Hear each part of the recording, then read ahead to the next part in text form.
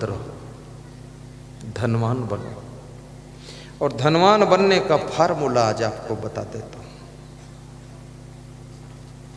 बहुत सरलता से धनवान हो जाओगे।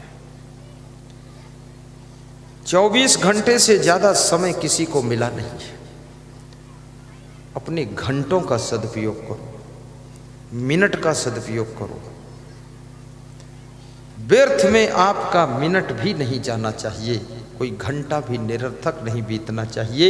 Importance of the 1 minute in life, आपकी जिंदगी में 1 मिनट का भी बहुत बड़ा महत्व है। इसलिए समय के महत्व को समझोगे तो थोड़े समय में ही धनवान भी बनोगे आप। कहीं पान ठेला पर खड़े गप्पा मार रहे हैं, 3-3 घंटे ताश खेल रहे हैं, कहीं पिकनिक मनाने जा रहे हैं, कहीं दारू की भट्टी पर खड़े खुद ही भट्ठा बने जा रहे हैं, शराब पीकर 6-6 घंटे बेहोश नशे में पड़े हुए हैं। आपकी उन्नति रुक जाएगी, विकास रुकेगा। सबसे पहले समय का सदुपयोग करो। नंबर 2, अपने इस शरीर का सदुपयोग करो। ये शरीर आपको मुफ्त मिला है, माता पिता के सहयोग से मिला है, पूर्व जन्म के कर्मों के प्रभाव से, पुण्य के प्रभाव से आपको मनुष्य का शरीर मिला है। इस शरीर का सदुपयोग करो। इसमें जितनी शक्ति है, कैपेसिटी है, सब यूज कीजिए और मिस यूज मत कीजिए, सही दिशा में यूज कीजिए।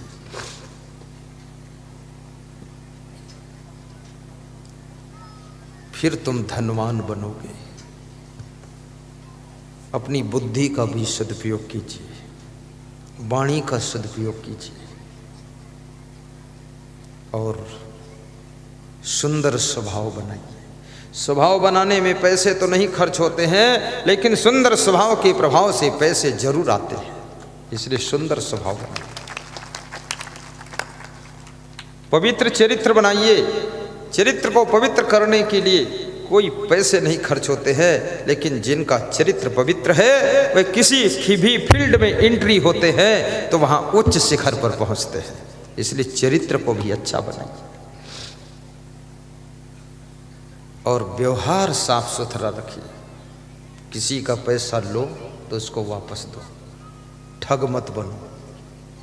ठग जाने ठग ही की भाषा।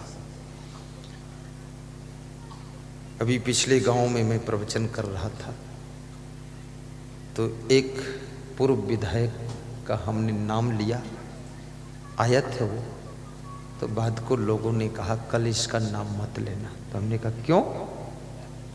बोले ये हारा हुआ है। तो हमने कहा तो हार का दुख है, हम सम्मान कर देंगे, थोड़ा दुख कम हो जाएगा।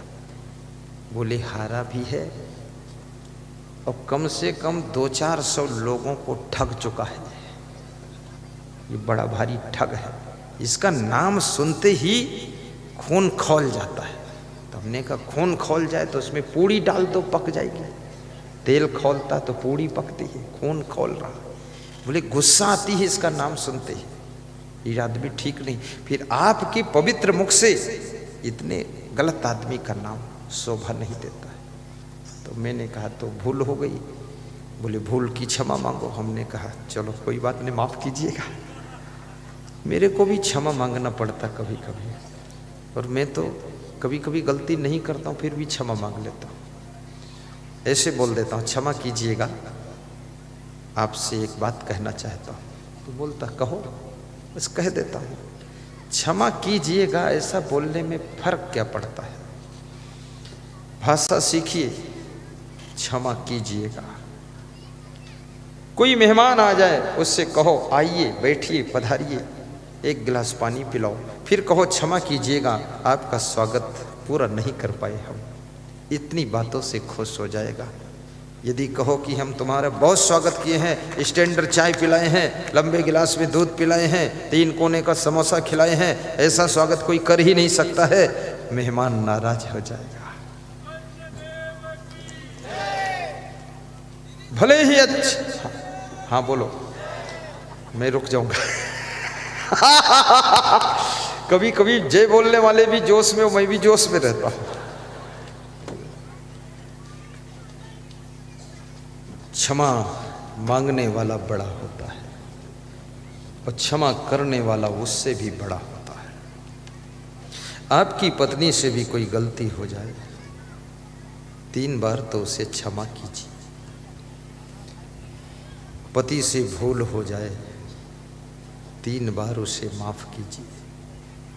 4थी बार भूल हो तो समझा दीजिए। और 1 बार भूल हो तो उसे भूल कहते हैं। दूसरी बार भूल हो तो उसे गलती कहते हैं।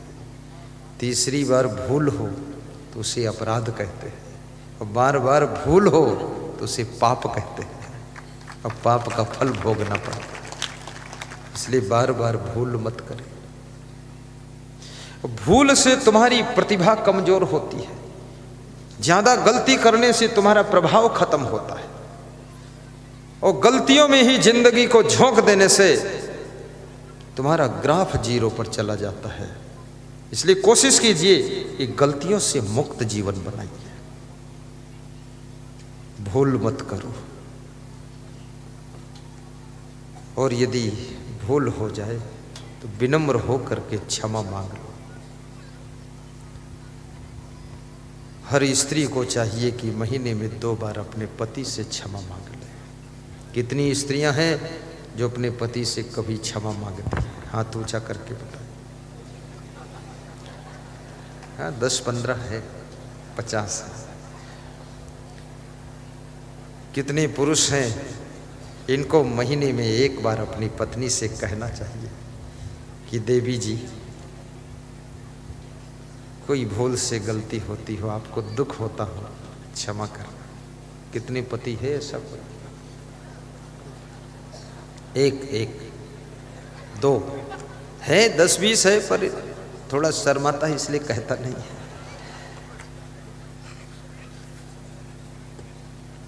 खैर, अपने माता पिता सास ससुर से तो क्षमा मांग ही लिया करो। और ये भी निवेदन करूंगा कि पुत्र को चाहिए कि अपने माता पिता से महीने में 1 बार क्षमा मांग ले। शिष्य का धर्म है गुरु से कभी कभी क्षमा मांगे कि गुरुदेव, जाने अनजाने में भूल होती हो, माफ कीजिए। क्षमा मांगना बहुत कठिन है, क्योंकि क्षमा जब तुम मांगने के लिए तैयार होते हो, अहंकार तुमको रोकता है क्षमा मांगने से। यह अभिमान क्षमा मांगने से ब्रेक लगाता है कि क्षमा नहीं मांगना है। लेकिन याद रखना, क्षमा करना भी कठिन है, क्योंकि क्षमा वही कर सकता है जो अपने भीतर क्रोध की आग को बुझा सकता है। अन्यथा गलती करने वाले पर क्रोध आता है, गुस्सा आती है कि इसको पीटूं, ठोकूं, कुछ कहूं, गाली दूं। लेकिन क्षमा वही कर पाता है जो अपने क्रोध की अग्नि को बुझा देता है और करुणा से अपने को भर लेता है, फिर वह क्षमा कर देता है। और क्षमा शब्द बड़ा महत्वपूर्ण है। धृति क्षमा दमो अस्तेयम शौचम इंद्रिय निग्रह धी विद्या सत्यम अक्रोधो दशकम धर्म लक्षणम। मनुस्मृति में मनु जी ने कहा है कि धर्म के 10 लक्षण होते हैं, जिसमें से क्षमा भी एक लक्षण है धर्म का। अगर धर्म को जीवित रखना चाहते हो, धर्म के पथ पर चलना चाहते हो, तो ये 10 साधन धर्म के हैं। नंबर 1 धृति, धैर्य रखिए, धैर्य को टूटने मत दो। धृति क्षमा, और क्षमा भी पालन करो। दमो अस्तेयम, और इंद्रियों को बस में रखो। अस्तेयम, चोरी ना करना भी धर्म है। शौचम, पवित्र रहना, स्वच्छ रहना। अभी भारत सरकार भी स्वच्छता अभियान चला रही है। 1 कदम स्वच्छता की ओर तो बाकी कदम गंदगी की ओर। सभी कदम स्वच्छता की ओर। और स्वच्छ भारत, सुंदर भारत, सफल भारत, सौभाग्यशाली भारत। भारत देश में बहुत बदलाव आया है।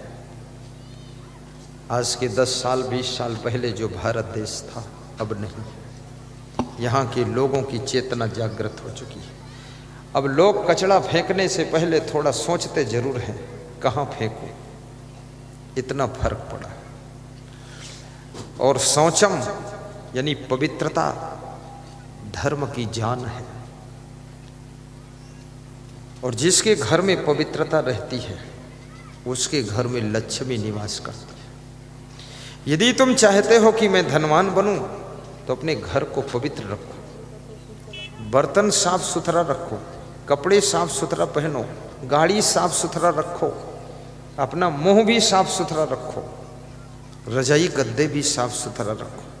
कितने लोगों की घरों की रजाई में इतना मैल लगा हुआ है, उस रजाई को ओढ़ो तो 10 साल पुराने मैल की बदबू आती है। रजाई पर कब्र चढ़ा कर रखो, क्योंकि रजाई रुई की है, धोई नहीं जा सकती, कब्र को धोया जा सकता है। अपने दांतों को भी साफ रखो, ये जर्दा पुड़िया पान तमाकू मत खाओ, ये भी खाना बंद करो। मध्य प्रदेश में एक जिला है जिसका नाम है हरदा, वहाँ लोग खूब खाते हैं जर्दा।